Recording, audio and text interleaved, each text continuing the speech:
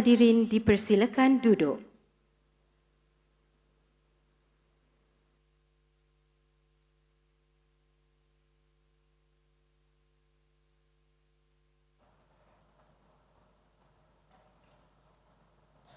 Bismillahirrahmanirrahim.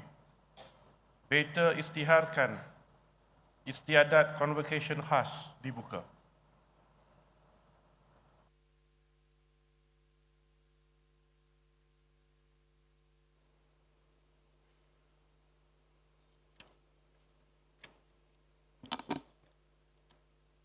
الكتاب الفاتحة.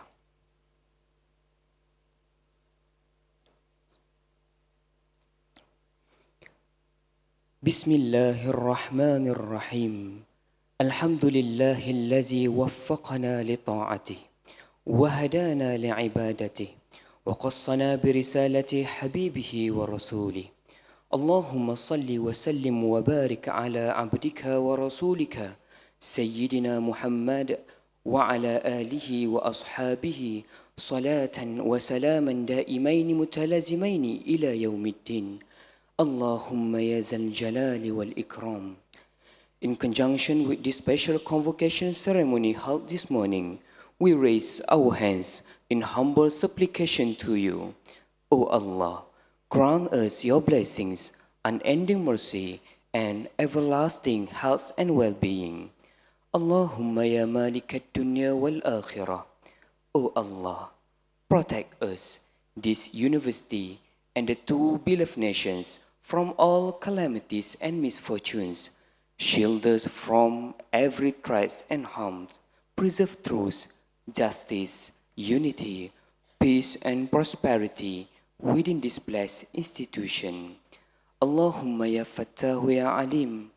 We beseech you to guide and bless the honored guest, His Excellency Matamela Cyril Ramaphosa, President of the Republic of South Africa, with wisdom and divine light in fulfilling the trust and duties bestowed upon them.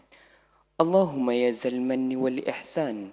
Bless the reign of His Royal Highness Sultan Nazrin Muizzuddin Shah, Ibni Al-Marhum Sultan Azlan Muhibbuddin Shah Al-Maghfurlah, Sultan of Perak Darul Rizwan, Chancellor of University Malaya, who graciously joined us this morning.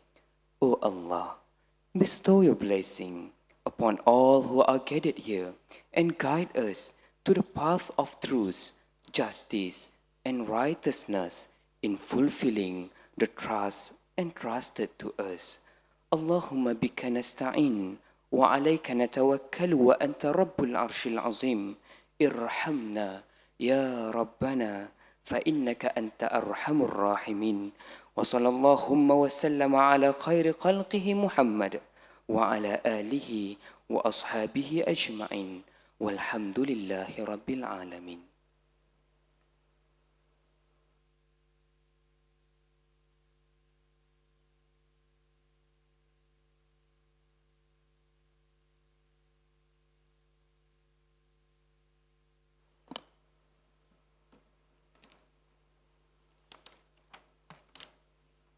Bismillahirrahmanirrahim.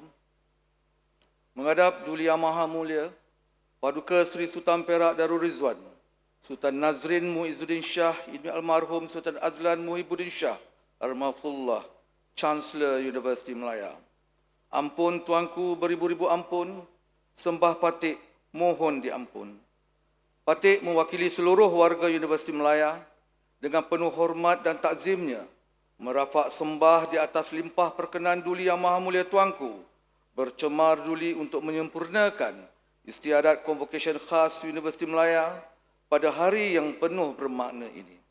Sesungguhnya, keberangkatan Duli Yang Maha Mulia Tuanku amat bermakna buat patik sekalian. Ampun Tuanku. Patik memohon ampun limpah perkenan Duli Yang Maha Mulia Tuanku untuk patik turut mengalu-ngalukan div-div kehormat serta meneruskan acara dalam bahasa Inggeris. Honorable guests, ladies and gentlemen, it is a historic moment when a university has the honor to recognize a leader whose life work has transformed not only his nation, but the conscience of the world. 35 years have passed since we honored the great Nelson Mandela in this very hall, and now another historic moment will be made in similar level of pride and pomp. Today, University Malaya proudly confers upon His Excellency President Matamela Ramaphosa the Honorary Doctorate in International Relations in tribute to an unwavering pursuit of justice, peace, and human dignity. From the streets of Soweto to the corridors of the African Union and the United Nations, President Matamela Ramaphosa has embodied the power of moral courage and patient diplomacy. He was a towering figure in South Africa's struggle against apartheid, a negotiator who chose peace over vengeance, dialogue over division. As chair of the Constitutional Assembly, he helped shape one of the most progressive constitutions in human history, a living charter of equality, freedom, and human rights that continues to inspire nations worldwide.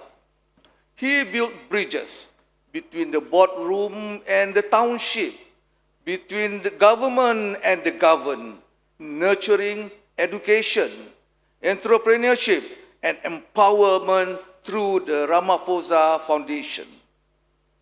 He has championed the cause of workers, of youth, and of those left behind. And as president, he continues to remind the world that true leadership is measured not in power, but in conscience, in how one uplifts others to stand taller. For University Malaya, this recognition carries special meaning. We honor President Matamela Ramaphosa not only for his nation's journey, but for the values that bind us together. The belief that peace must be built upon knowledge, that justice must be sustained by education, and that prosperity must be shared through cooperation. Malaysia and South Africa are connected by history and by heart.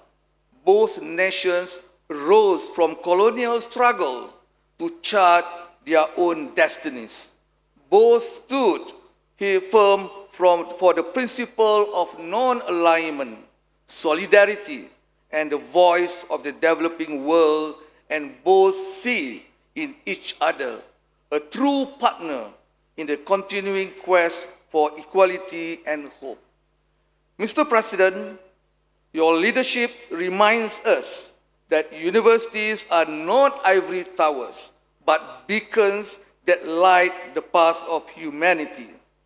Your lifelong journey, from trade unionist to statesman, from mediator to global reformer, mirrors our own mission to educate, to empower, and to build peace through reason, compassion, and truth. May this recognition not only celebrate your legacy, but also strengthen the bridge between our peoples, our institutions, and our shared commitment to a more just, peaceful, and sustainable world. Ladies and gentlemen, in honoring President Matamela Ramaphosa today, we also affirm our faith in what leadership can achieve when guided by vision and humanity. May this convocation remind us that in every era and in every nation, there must be voices like his that stand for peace, integrity, and the enduring dignity of mankind. Thank you.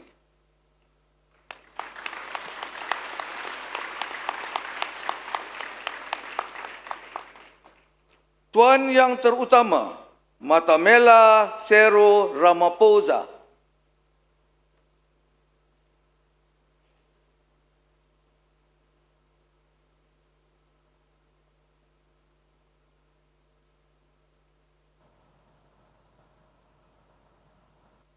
Mohon perkenan Tuanku Chancellor mengurniakan kepada Yang Tuan Yang Terutama Matamela Cyril Ramaphosa ijazah kehormat Doktor Hubungan Antarabangsa.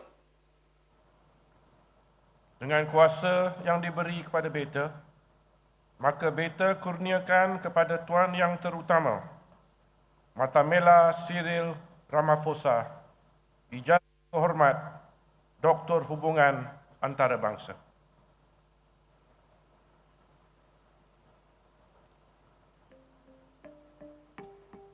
Matamela Cyril Ramaphosa.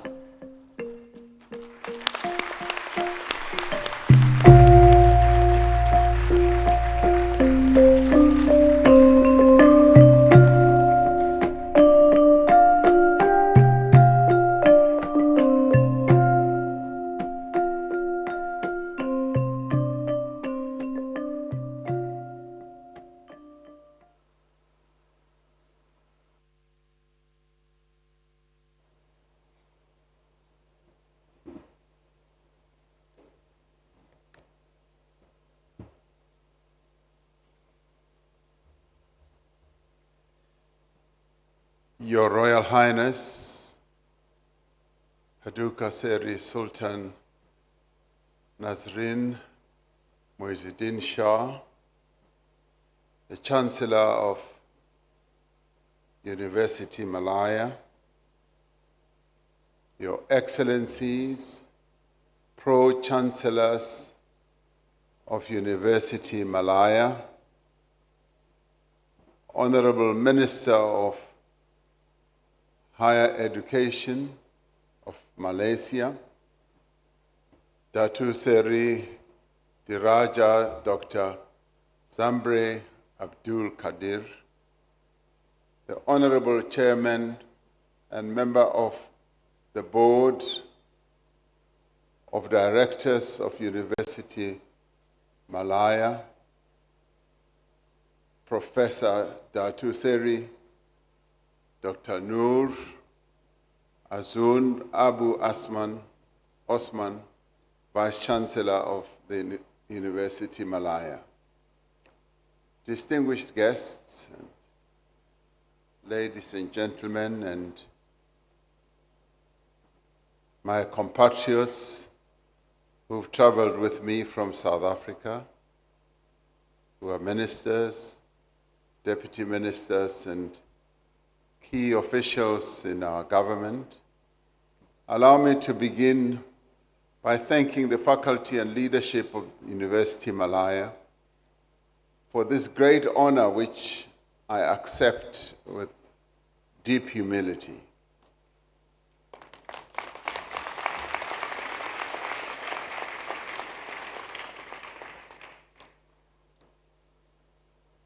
I also accept this honor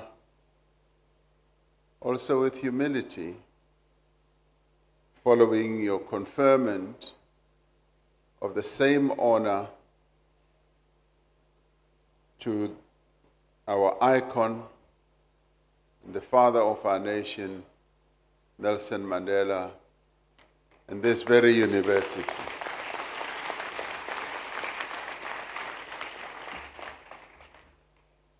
We always try to emulate him, to walk in his footsteps.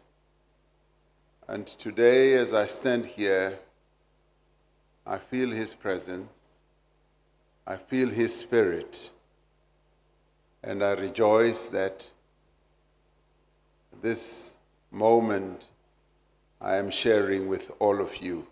So thank you very much for honoring us in this way.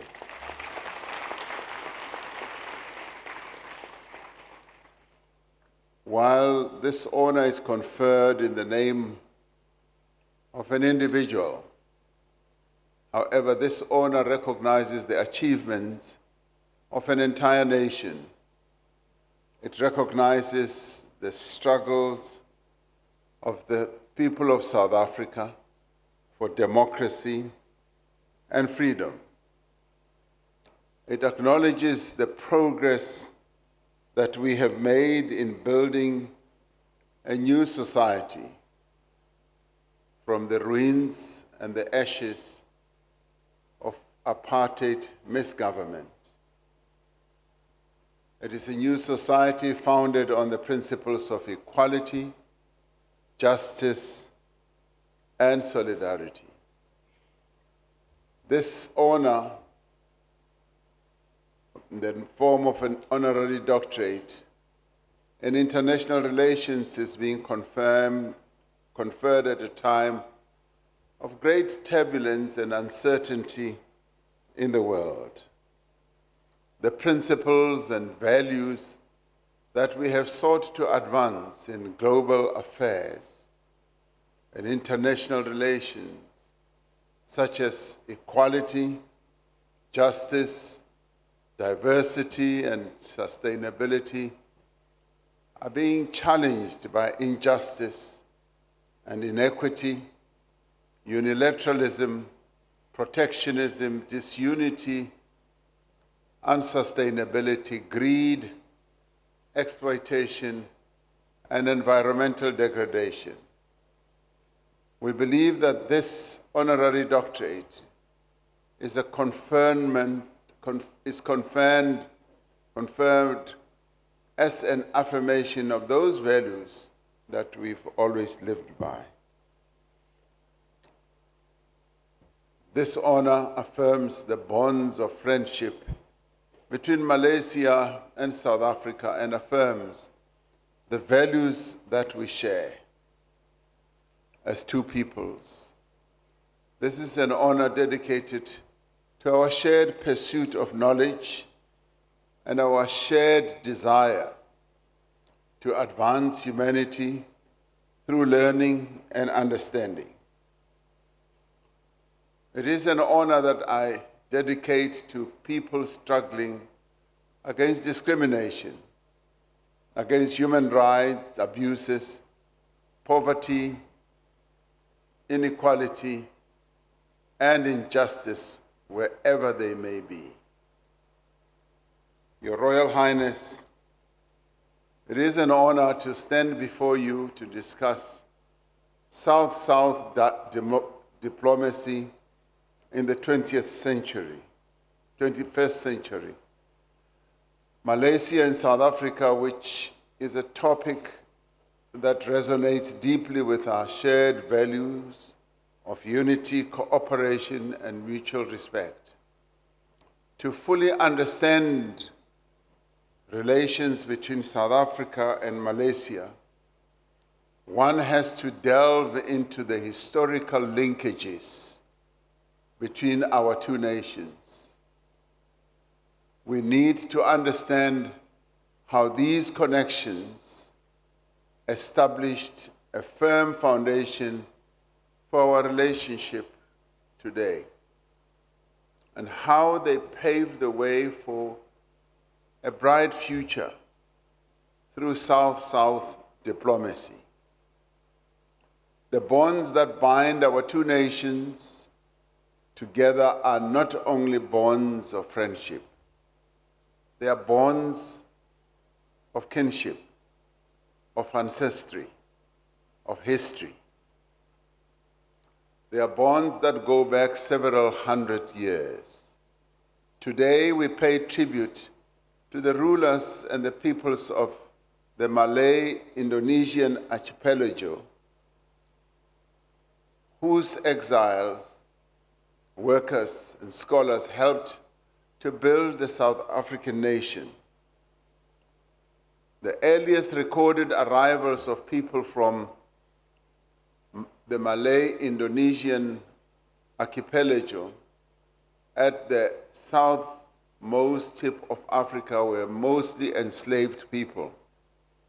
They were brought against their will and in violation of their fundamental rights to provide labor to early Dutch colony at the Cape of Good Hope. Among these early arrivals were also political exiles. There were also skilled artisans and religious scholars. Yet even amongst the degradation and dehumanization of slavery. The arrival of these people was simply transformational to the place that they arrived at, South Africa. This early community carried Islam to South Africa and the Holy Quran's message of equality. They brought comfort to the dispossessed peoples of South Africa, even at that stage. Scholars of early Cape history recall how the Dutch discouraged enslaved people from many lands from converting to Christianity. To admit them into the Christian faith, they said, would mean acknowledging their humanity and their personhood. In stark contrast, Islam, which had been brought from this part of the world, offered a sense of belonging that did not care for race, that did not care for status or position in society. At a time of bondage and racial hierarchy, the early Muslim community at the Cape practiced the values of equality and dignity, values that we have sought to advance in global affairs through our G20 presidency. Beyond the sense of belonging and acceptance, the Malay community offered social services like charity, caring for the sick and elderly, orphanages, the recognition of marriages, and decent burials. The mosques and madrasas of the community that came to be regarded as the Cape Malays gave spiritual instruction and formal education at a time when most local churches would not let enslaved people even near their buildings, let alone to enter into the door, because they were different, because they had a different religion, and because they had a different skin color. The Malay language had a formative influence on the development of Afrikaans, one of our 12 official languages. It is an extraordinary fact of history that the earliest written Afrikaans was actually in Arabic script, recorded in the madrasas of Cape Town in the 1830s. Today, Afrikaans is the third most widely spoken language in South Africa. Yet the most profound legacy of the peoples of the Malay-Indonesian archipelago in South Africa has not been food, culture, or language. The legacy of these early arrivals is found in the ideas of social justice, of human equality that was brought to our shores long before our freedom was born. The spirit of equality, the spirit of justice was exported from this part of the world to South Africa and planted there like big trees that continued to grow over the years. So as South Africans, we know what the origin of this sense of consciousness, sense of justice, sense of dignity came from. We are honored that it came from this part of the world, and we say thank you for contributing that to our country.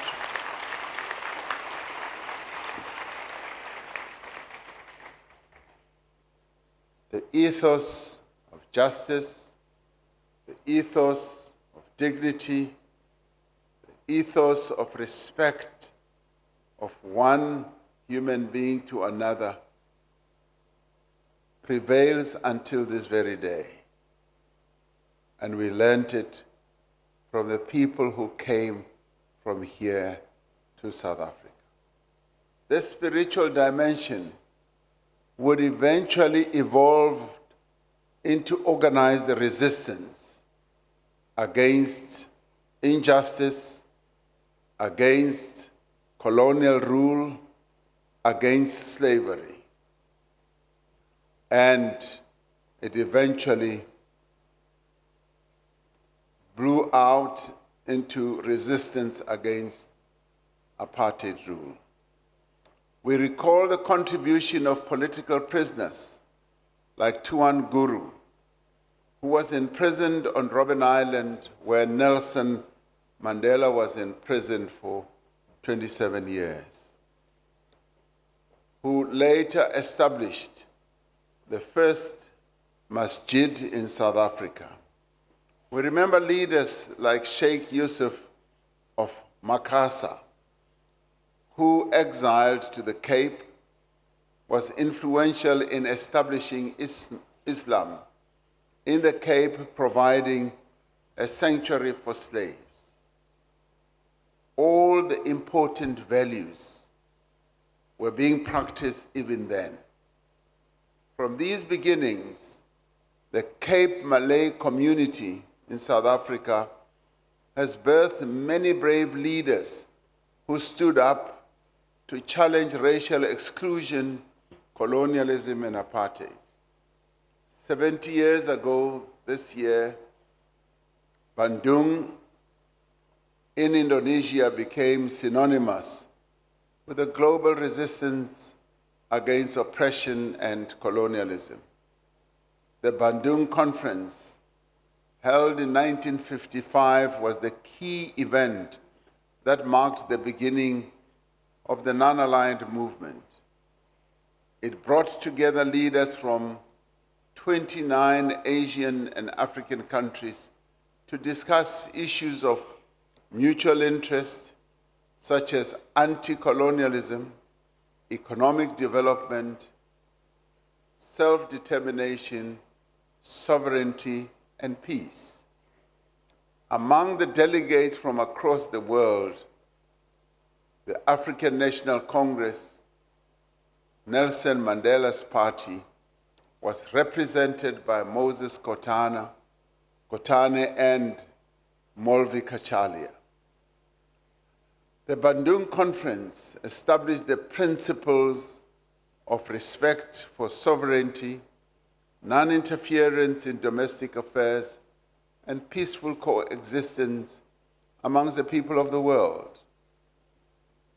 It laid the groundwork for a broader movement that has grown to include over 120 countries, aiming to foster international cooperation, to oppose colonialism and imperialism, and to promote economic and cultural development independently of the Cold War superpowers. In the face of empire, Bandung opened up a new era for South-South cooperation. Writing about the Bandung Conference many years later, the African National Congress President, Oliver Tambo, and a long-standing friend of Nelson Mandela, would describe the Afro-Asian Solidarity Movement as having traveled a long and complicated but glorious path. He said the Afro-Asian Solidarity Movement has proved itself as a steadfast friend of all peoples fighting for national and social emancipation. All these years later, the Bandung ideals of sovereignty, self-determination, non-interference in domestic affairs, and peaceful existence based on unity, dignity, and strategic cooperation remain more important than ever. These are the ideals that continue to define South Africa's relations with Malaysia. When the Bandung Conference took place, Malaya had just not yet attained its independence. Yet upon independence, Malaysia would go on to play a leading role in the movement of the Global South, as well as the non-aligned movement, the Association of Southeast Asian Nations, ASEAN, the Organization of Islamic Cooperation, and much later, the G77 caucus within the United Nations. Working together with other nations on the African continent, including my own country, South Africa. We cannot speak of this history without paying tribute to the great Tunku Abdul Rahman, the very first Prime Minister of Malaysia. Tunku was a bridge builder between the nations of the Global South and a true friend of the South African people. He played a leading role in forcing the withdrawal of apartheid South Africa from the Commonwealth in the early 60s. He used his stature to condemn the racist regime of South Africa at the United Nations. Under Tunku's leadership, the young independent nation of Malaysia was determined to reflect the principles of Bandung and its foreign policy and in all its other affairs. It is a source of great pride to us that the ties between Malaysia and South Africa have endured. They have strengthened over the years. Since the time of the early Cape Malay community, through the anti-apartheid struggle and into our democracy, our destinies have been intertwined as two nations.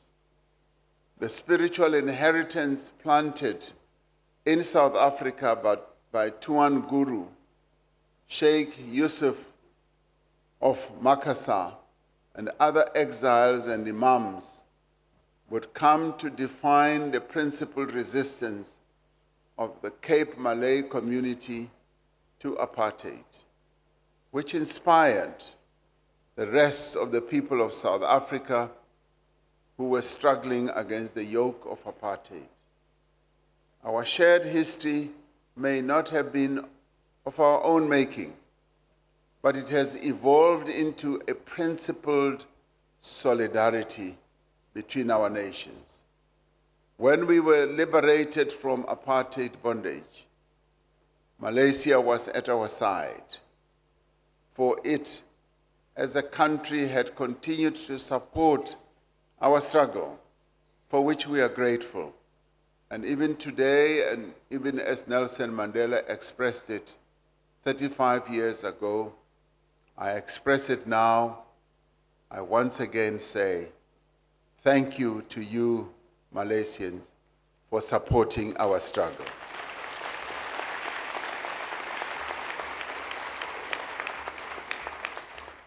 Today we are free, we have democracy, and you have contributed greatly to this achievement. We regard you as partners, as stakeholders, and we regard you as friends. When President Mandela was released from prison in 1990, Prime Minister Mahathir Mohamad was one of the first foreign leaders he met with. As the liberation movement preparing to govern, the African National Congress sought to learn from Malaysia's economic success story. As we crafted our own economic vision for democratic South Africa, we were eager to glean lessons from Malaysia's Look East policy and the new economic policy, which focus on rapid industrial growth and with social equity and redistribution. Speaking in 1997 at the Malaysian Institute of Diplomacy and Foreign Relations, President Nelson Mandela said, "South Africa takes particular interest in Malaysia's success in overcoming the legacy of colonialism and poverty and in the economic policies that made this possible." He added that South Africa had much to learn from Malaysia's experience as South Africa restructured its economy.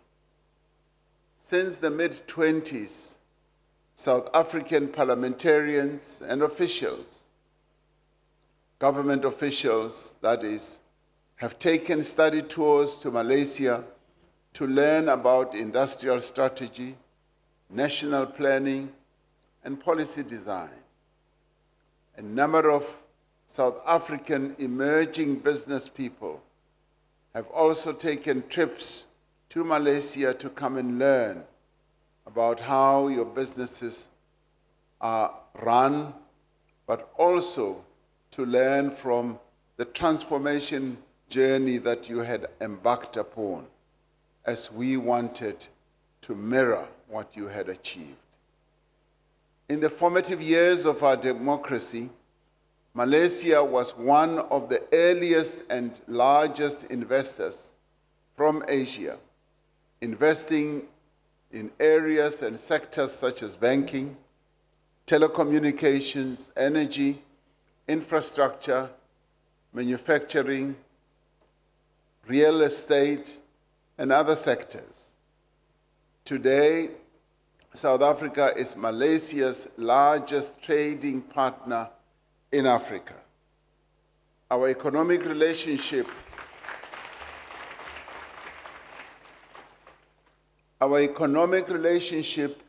holds immense potential. As I was talking to Prime Minister Anwar yesterday, we both agreed that we have not yet reached the level that we want to be. We need to do much more than what we are doing. And in the course of our visit to Malaysia, we've been exploring areas of cooperation that are aligned to our respective national development imperatives. On the foundation of our firm diplomatic relations, we are building ties of trade, investment, and commerce. Our countries have complementary resources and capabilities. We do not see ourselves as competitors. We rather see ourselves as complementary partners. South Africa holds substantial reserves of critical minerals. Malaysia is rapidly expanding electronics, electric vehicles, and battery manufacturing industries.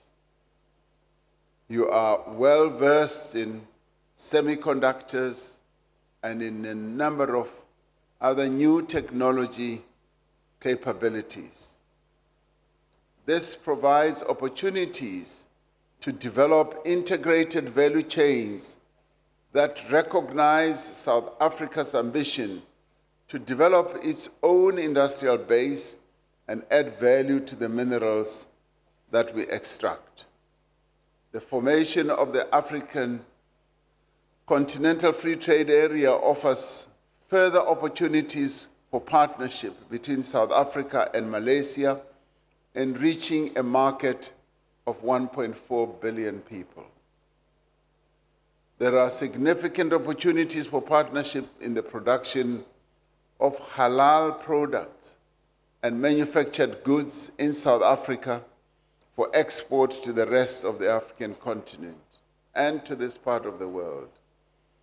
As like-minded and active non-aligned countries, Malaysia and South Africa have common views and interests on a number of issues. As the chairs of ASEAN and South Africa as the president of the G20 respectively, Malaysia and South Africa are advancing similar visions and similar agendas.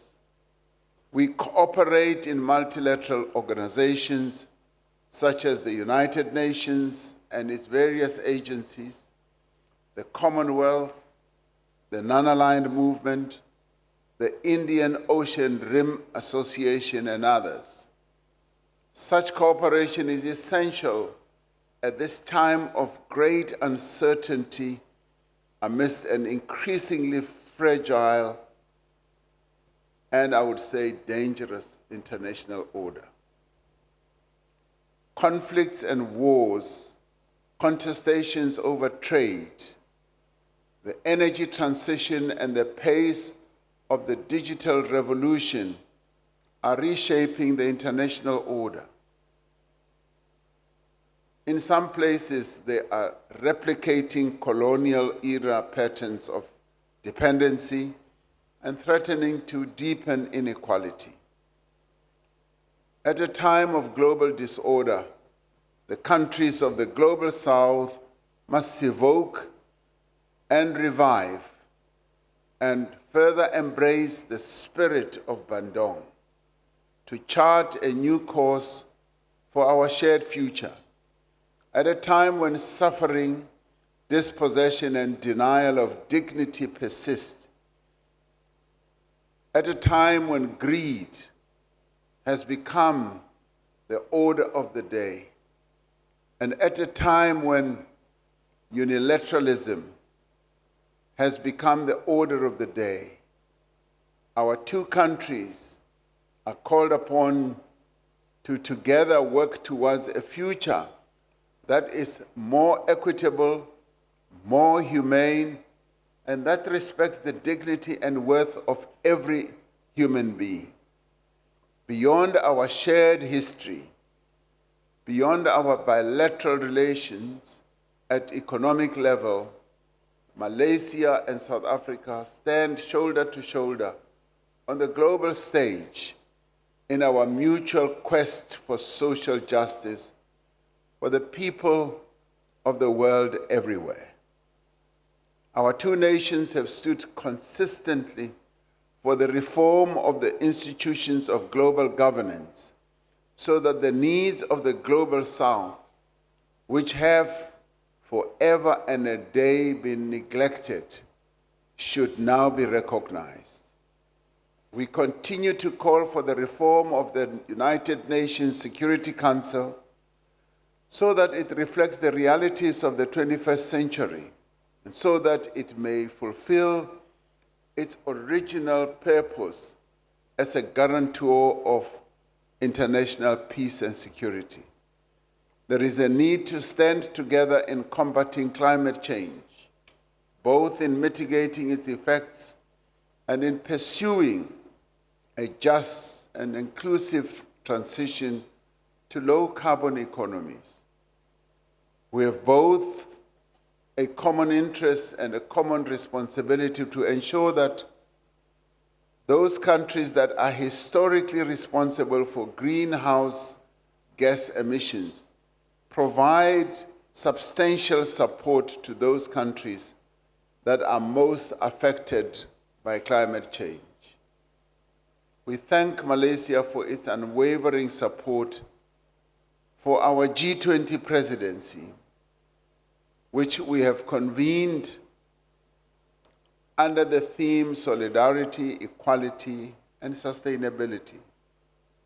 And we thank Malaysia for readily embracing this theme, a theme that others have sought to deride and have not found ways to fully embrace. We know we can continue to count on Malaysia's support of the 4 key priorities of our G20 presidency.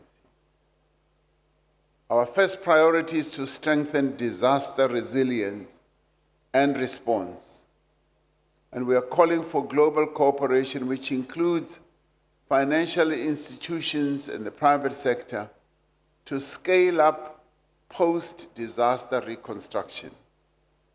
And we've taken the view that with climate change, on an annual basis, disasters that are given rise to by climate change continue on a repeated basis to damage people's lives, damage infrastructure in more or less the same places all the time, whether it is in the global south or even the global north. This, we have said, needs to be addressed, and the financing mechanisms to finance recovery should be put in place.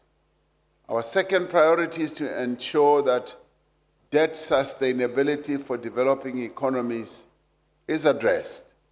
We are advancing solutions for unsustainable sovereign wealth, sovereign debt levels, high deficit and liquidity challenges, extending debt relief and addressing the cost of capital. The cost of capital for many developing countries has become so much higher than what they spend on social programs. And yet, the global north spends far less money on servicing their debt. And therein lies the unfairness. And we are arguing that this unfairness should be done away with. There should be equal treatment when it comes to the cost of capital between the north, global north, and the global south. There is just no need for discrimination, and the discrimination of the past based on colonial principles should come to an end. Our third priority is to mobilize finance for a just energy transition. We need increased climate finance to flow to developing economies, to strengthen multilateral development banks, and to leverage private capital for initiatives like the Just Energy Transition Partnership. Our fourth priority is to address the issue of critical minerals for inclusive growth. We've said that we need to have value addition near the extraction sites where the minerals are found, so that the value chain can be established in the country where the minerals are found, so that those countries that have minerals should no longer just export rock, soil, and dust to other more developed metropolises. We must harness critical minerals as engines for growth and development, particularly on the African continent.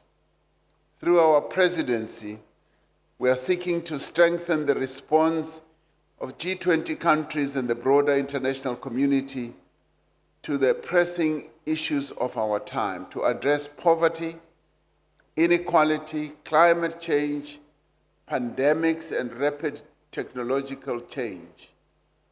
We seek to build a more peaceful and just world where no one and no nation is left behind. And we pay tribute to the principled solidarity of the peoples of Malaysia with the oppressed and suffering people of Palestine.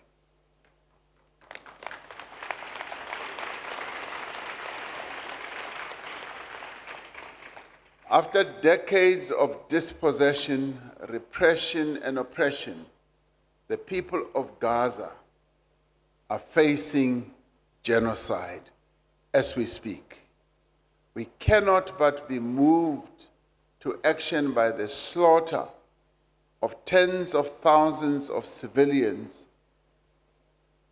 forced displacement, deliberate starvation, and the destruction of homes, schools, hospitals, places of worship like mosques and churches, and other essential infrastructure.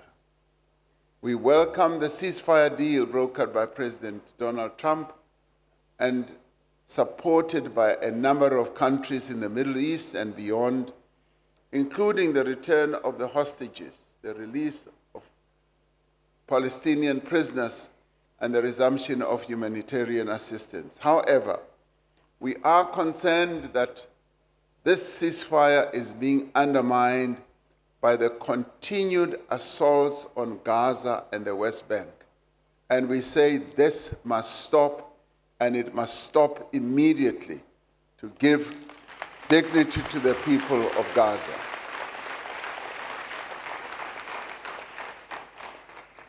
As the international community, we must make every effort to ensure that the peace deal provides a path towards Palestinian statehood and self-determination. We must insist and pursue the goal of a two-state solution on the basis of the 1967 borders, with a Palestinian state existing alongside and in peace with the state of Israel. This is the only solution to that conflict. Now, we support Prime Minister Anwar Ibrahim's leadership in publicly supporting South Africa's case against the State of Israel at the International Court of Justice, and for Malaysia's active leadership within the Hague Group. This is truly the spirit of Bandung, solidarity of conscience. Our shared history has taught us that through solidarity, we can escape the ghosts of the past. We can overcome the most strident of obstacles and help reshape our common destiny. As we look to the future, it is essential that we continue to strengthen the historical linkages that exist between us, between South Africa and Malaysia. We should celebrate the rich history that binds Malaysia and South Africa.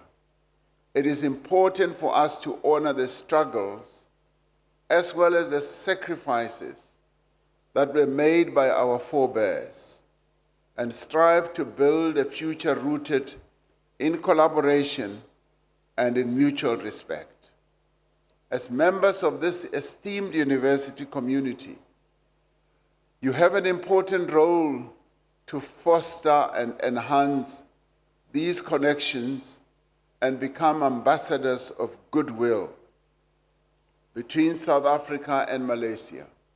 You can lead the way in strengthening the ties between our two nations based on the principles and the values of equality, freedom, democracy, justice, and dignity for all. I received this honorary doctorate with gratitude from the University Malaya, an institution with a rich and proud history. I accept it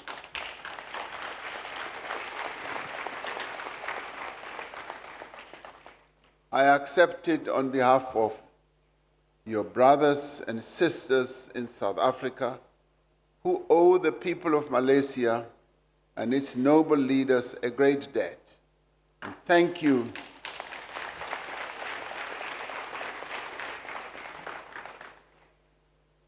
And we will never stop saying thank you for standing with us in our quest for dignity and justice.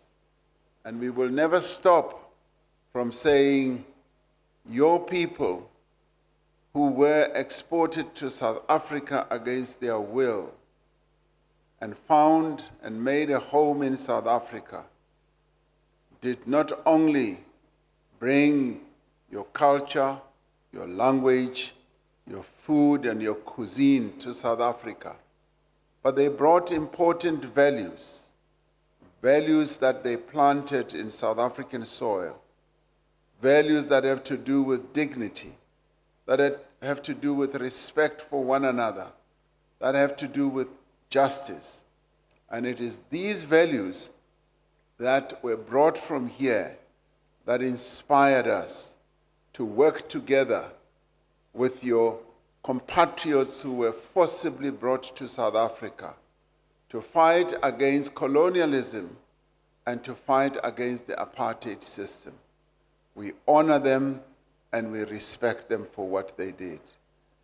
As we enter a new era, even greater era of South-South cooperation, we carry with us the spirit of the early Cape Malay community, whose values are the bedrock of the free South Africa we have today. And I'll say that let the friendship that was inculcated into South Africa from here continue. Let there be peace. Salam alaikum. I thank you.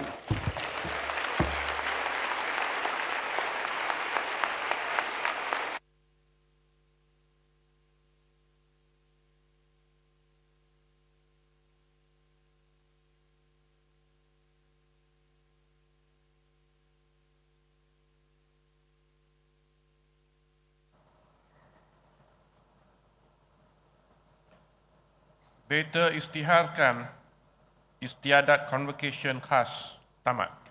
Ampun Tuanku, nyanyian lagu Republik Afrika Selatan dan lagu kebangsaan Malaysia negaraku hadirin dimohon berdiri. Ladies and gentlemen, please rise for the national anthem of the Republic of South Africa and the national anthem of Malaysia negaraku.